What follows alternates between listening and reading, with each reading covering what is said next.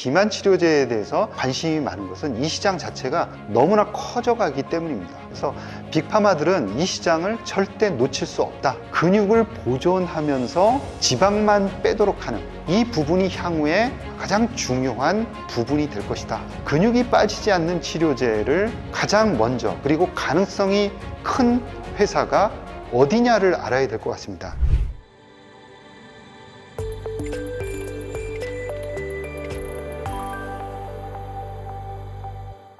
자, 이번 시간에는 비만 치료제에 대해서 말씀드리겠습니다. 항상 관심도 많고 아마 관심 있는 분들이 세상에서 한 50% 정도는 되지 않을까 그런 생각이고요. 저도 관심 굉장히 많고요. 뱃살만 빼주는 이런 비만 치료제도 곧 개발이 될 것처럼 얘기를 합니다. 그래서 이제 체중을 아주 많이 빼지는 않지만 특화돼서 특정 부분만 좀 빼줬으면 좋겠다. 이런 니즈들도 굉장히 많은 것 같고요. 한국형 그런 아저씨들을 위한 비만 치료제 개발, 이건 되게 중요하지 않을까 그런 생각이에요. 서구인, 동양인 전부 다 체형이 다르기 때문에 다른 방식으로 접근해야 되지 않을까 그런 생각도 해봅니다. 자, 비만 치료제 너무나도 많은 이야기들이 나오는데 딱히 재미를 못 봤다.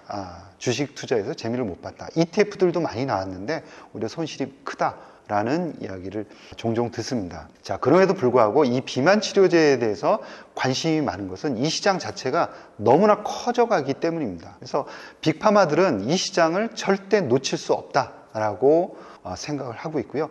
대부분의 빅파마들이 이번 2025년도 1분기 실적 발표에서 일성으로 이야기하는 것이 비만 치료제에 앞으로도 계속해서 투자를 하겠다라는 거죠. 자, 그러면 우리가 비만 치료제에 대해서 잘 앞으로도 알아야 투자 기회가 생기리라 그렇게 생각을 합니다. 그런데 이 비만 치료제 시장에서, 글로벌 비만 치료제 시장에서 주도하는 회사가 있을 겁니다. 그리고 이 주도하는 회사가 어떤 방향으로 갈지, 그리고 어떤 방향 속에서 어떤 기술을 필요로 하는지, 이런 것들을 잘 알아야 우리가 제대로 해서 투자 수익을 올릴 수 있지 않을까 그런 생각을 해봅니다. 자, 비만 치료제는 크게 세 가지 방향성을 가지고 연구 개발되고 있죠. 지금 나온 치료제들은 치료 효과, 그러니까 살을 빼는 데는 더 이상 요구할 게 없을 정도로 치료 효과가 탁월합니다. 20% 넘는 젯바운드, 체중을 20% 이상 뺀다. 그거는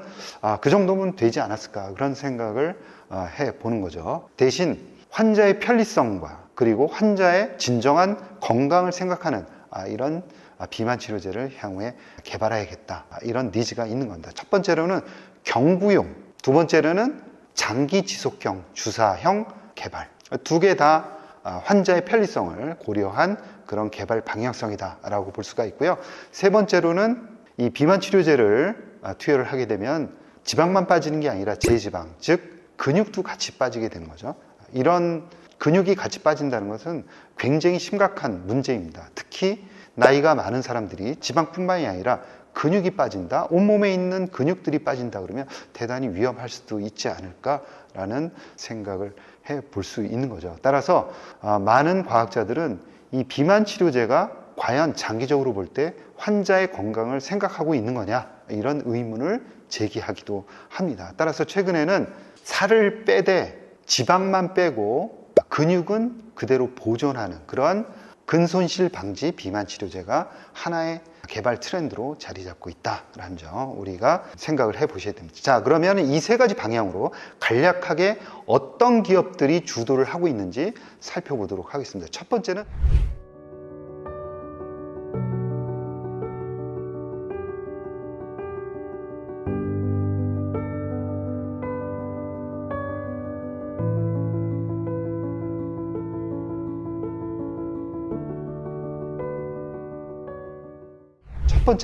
경구용입니다. 경구용은 오포글리프론이 이제 곧 나올 가능성이 있습니다. 오포글리프론, 저분자 화합물입니다. 일라이 릴리가 개발하고 있는 약물이고요. 2026년도에 상업화할 가능성이 매우 큽니다. 그리고 올해 3분기에 임상 3상 결과를 발표를 하게 됩니다. 아마 올해 말에 NDA를 신청을 하게 되고요. 내년도에 바로 상업화를 하겠다라고 이야기를 하고 있고요. 생산과 관련한 자금도 5억 4천만 달러를 미리 확보를 했습니다. 따라서 생산도 진행을 하고 있는 그런 상황입니다. 차근차근 판매와 관련된 준비를 서둘러서 하고 있는 상황이다 라고 볼 수가 있고요. 서두에 말씀드린 대로 저분자 화합물입니다. 펩타이드가 아닙니다. 따라서 경쟁력이 매우 뛰어나다라는 점 여러분들 머릿속에 염두에 두실 필요가 있습니다.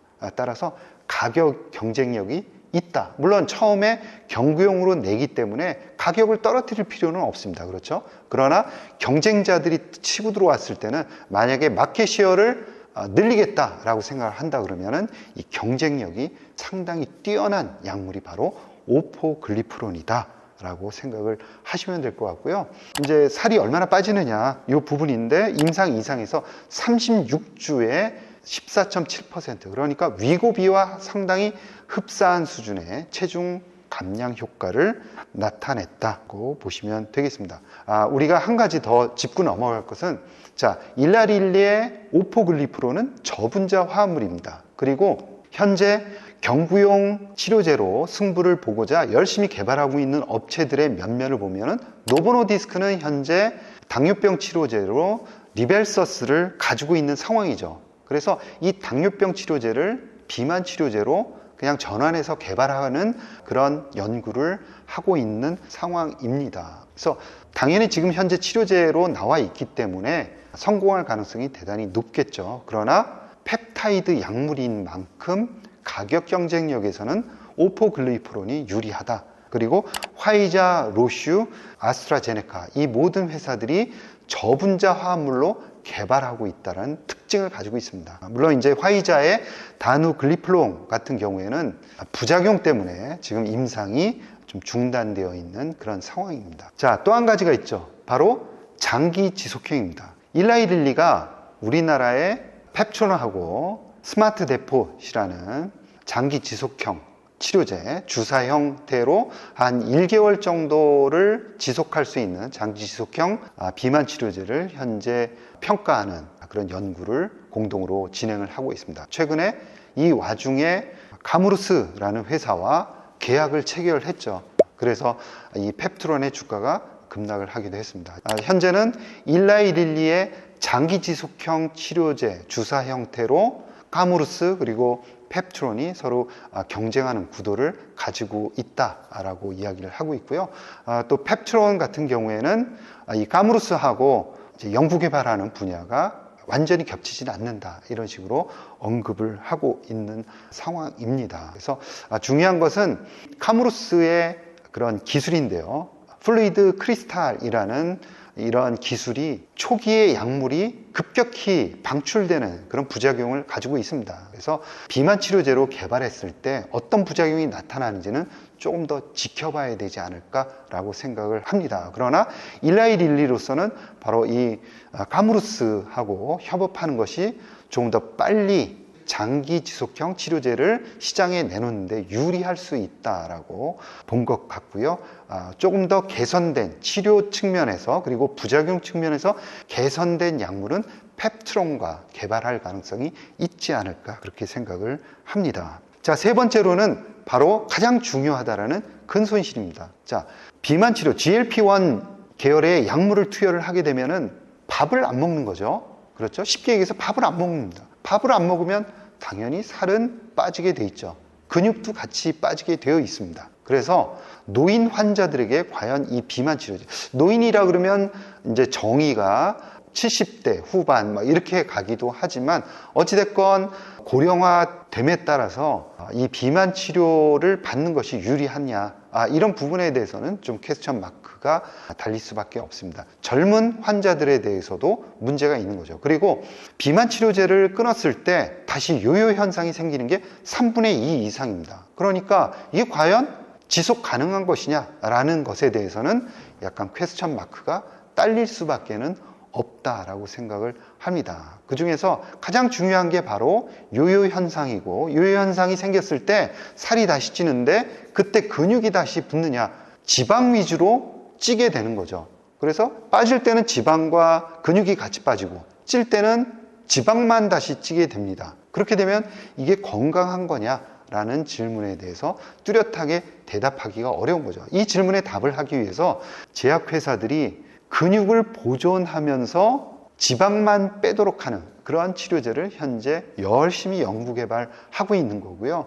이 부분이 향후에 비만 치료제에 있어서 바로 가장 중요한 부분이 될 것이다 라고 저는 생각을 하고 있습니다. 자, 그러면 근육이 빠지지 않는 치료제를 가장 먼저 그리고 가능성이 큰 회사가 어디냐를 알아야 될 것 같습니다. 자, 어떤 회사냐면 이것도 마찬가지로 일라이 릴리입니다. 이 일라이 릴리의 비마그루막이라는 물질을 우리는 관심 있게 지켜봐야 됩니다. 자, 그러면 근손실 방지, 근육과 관련한 질환을 치료하기 위한 처음에는 비만 치료제로 개발을 한 게 아닙니다. 근육이 자꾸 빠지는 그런 환자들을 위해서 근육 질환을 치료하기 위한 치료제를 개발하는 연구들을 해왔는데 연구를 하면 할수록 족족이 전부 다 실패를 한 거죠. 그래서 근육 질환을 치료하는 치료제는 지금 나와 있는 게 없습니다. 그래서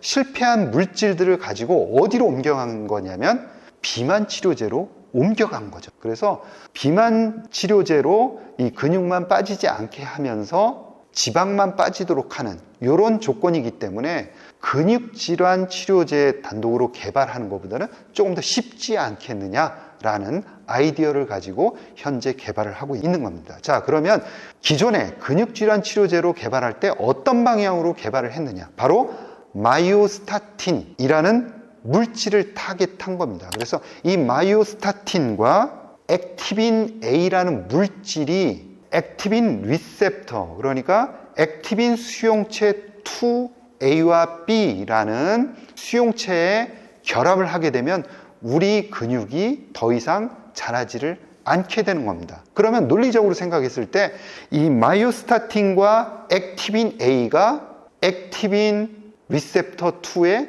결합하지 못하게 한다 그러면은 근육이 계속 자라게 되겠죠. 그렇죠? 자, 그래서 마이오스타틴과 결합할 수 있는 물질로 개발한 것이 지금 최근까지 이루어진 전체적인 기전이다라고 볼 수가 있는 거고요. 자, 이쪽 분야에서 그러니까 근손실 방지 비만 치료제 분야에서 가장 앞서 나가고 있는 일라이 릴리의 비마그루막, 그 다음에 두 번째 회사 리제네론 모두 마이오스타틴과 액티빈 A 두 개를 타겟팅하는 기전으로 연구 개발을 진행을 하고 있는 상황입니다. 따라서 다른 기업들은 조금 시간이 필요하고 그 다음에 치료제의 그런 성과를 조금 더 지켜봐야 되는데요. 가장 중요한 건 일라이 릴리입니다. 그래서 일라이 릴리가 6월 20일에 발표하는 그 아다 미국 당뇨병 학회에서 이 가장 중요하다는 비마그루막 임상 2상의 결과를 발표합니다. 그러니까 우리는 이 임상 2상 결과를 한번 잘 지켜볼 필요가 있다라는 거고요. 만약에 여기에서 긍정적인 치료 효과가 나왔다라고 한다 그러면은 아마 일라이 릴리 주가에 아주 긍정적인 영향을 향후에 미치지 않을까라고 생각을 합니다. 자, 그렇게 되면은 일라이 릴리는 가장 중요한 영역인 뭡니까? 경구용 오포글리프론 비마그루막이라는 두 가지의 날개를 달게 되는 거죠. 그리고 세 번째 날개는 펩트론이 달게 해줄지 아니면은 가무루스가 달게 해줄지는 모르겠지만 이쪽 분야에서 세 번째 날개를 달게 되는 겁니다. 그렇게 된다 그러면 전체적인 그림은 확실히 지금도 젯바운드가 그렇지만 일라이 릴리 중심으로 현재 그리고 향후에도 전개될 가능성이 매우 높다라고 볼 수가 있는 거죠. 자, 우리나라의 기업들이 보다 잘 되기 위해서는 가장 비만 치료제 시장을 리드하고 있는 일라이 릴리와의 협력이 대단히 중요합니다. 그렇죠? 그런 측면에서 이 일라이 릴리와 협업하고 있는 회사들에 대해서는 큰 관심을 기울여야 한다라고 생각을 하고요.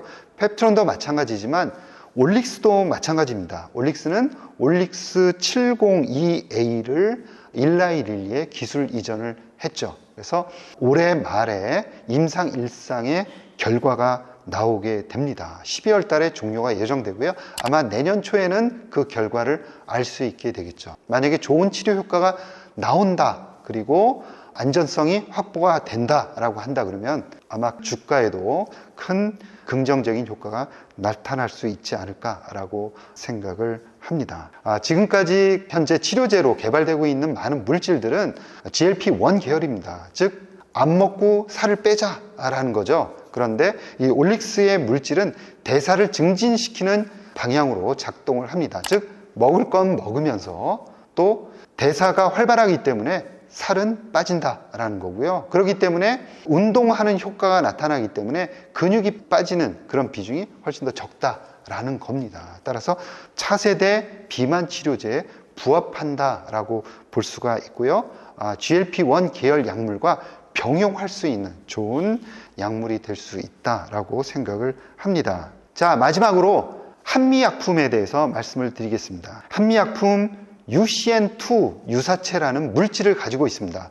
6월 20일 일라이릴리와 마찬가지로 한미약품도 이 UCN2와 관련된 원숭이 데이터를 발표를 합니다. 6월 달에는 한미약품에 여러분들 관심을 집중을 해야 합니다. 지금 블루오션으로 고스란히 남아있는 근육질환 치료제로 나아갈 수 있는 대단히 아주 의미 있는 비임상 대동물을 대상으로 한 결과가 발표된다라는 점입니다. 만약에 여기서 좋은 치료 효과가 발견된다 그러면 아마 많은 빅파마들의 관심을 받지 않을까 그런 생각을 해봅니다. 자, 이상으로 비만 치료제에 대해서 여러분들께 말씀드렸습니다. 경부용 치료제, 그리고 근손실 방지, 그리고 장기 지속형, 이 세 가지 방향으로 차세대의 비만 치료제가 현재 개발이 되고 있고, 중요한 것은 일라이 릴리가 이 시장을 주도하고 있고 일라이 릴리와 같이 협업하고 있는 우리나라의 기업들을